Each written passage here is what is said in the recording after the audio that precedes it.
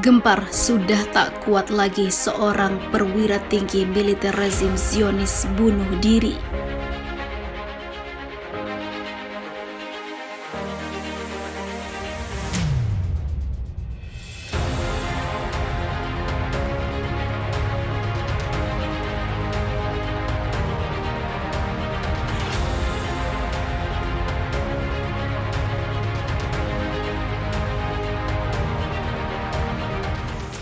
Surat kabar rezim Zionis Israel mengabarkan tewasnya seorang perwira militer rezim itu karena bunuh diri.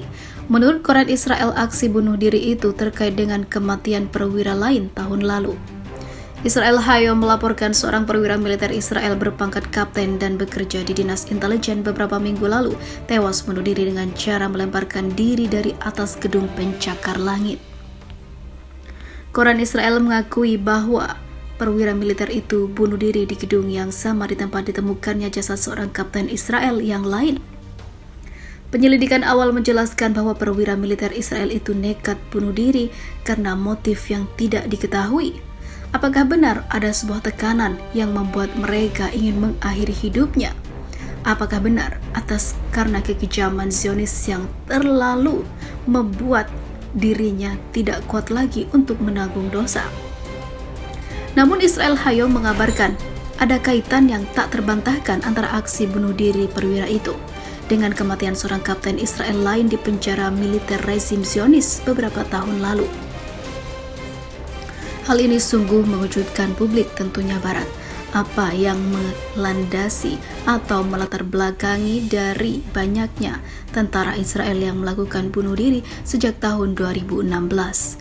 Aksi bunuh diri perwira Israel ini di unit yang sama di lokasi ditemukannya jasad perwira lain, dan ini bukan satu kasus, tapi ada serangkaian kasus yang sama di tubuh militer Israel dan beberapa kasus terjadi di bulan lalu pungkasnya. Lalu apa yang terjadi sebenarnya di balik misteri yang tak terpecahkan hingga saat ini?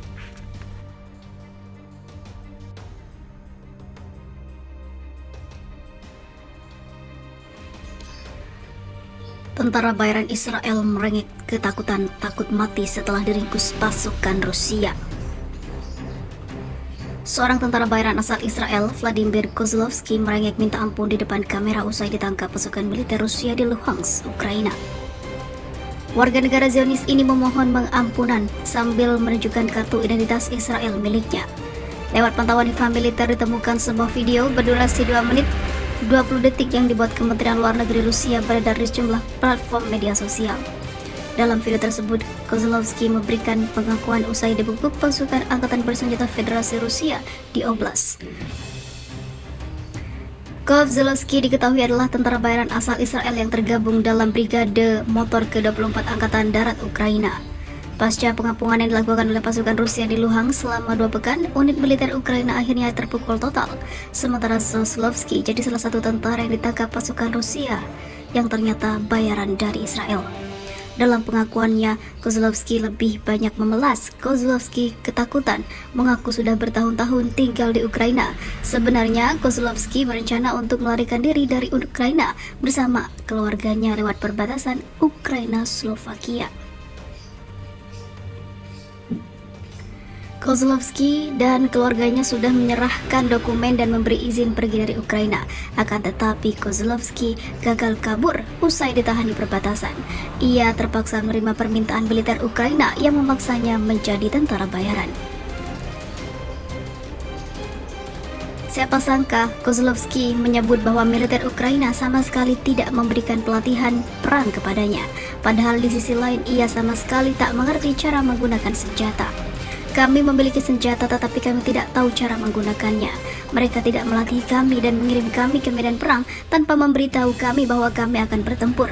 Mereka melemparkan kami seperti umpan meriam, kata Kozlovsky sambil memelas.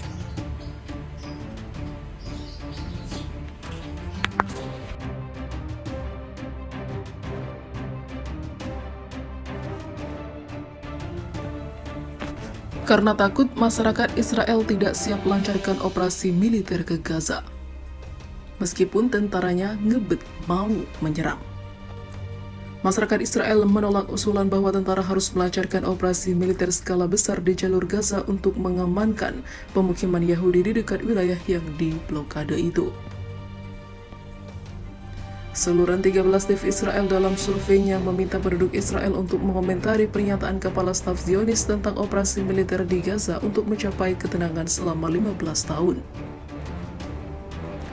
Menurut jejak pendapat itu, 65% responden dari publik Israel mengatakan mereka tidak siap untuk operasi militer semacam itu. Mereka takut ancaman nyawa dan juga kerusakan untuk tanahnya. Jejak pendapat menemukan bahwa hanya 21% dari publik Israel yang siap untuk operasi, sementara hanya 29% dari pemukim yang siap untuk itu. Kohafi telah mengatakan bahwa operasi militer skala luas di Gaza akan mencapai ketenangan selama 15 tahun, tetapi harganya akan sangat tinggi, termasuk kematian ratusan tentara Israel harus menghadapi serangan ini. Di samping itu, para warga Palestina sudah terbiasa melihat kawannya, saudaranya, mati di tangan penjajah Zionis. Mereka terus berjuang dengan apa yang harus menjadi milik dan hak mereka. Hal ini sangat berbanding terbalik dengan respon dari masyarakat Israel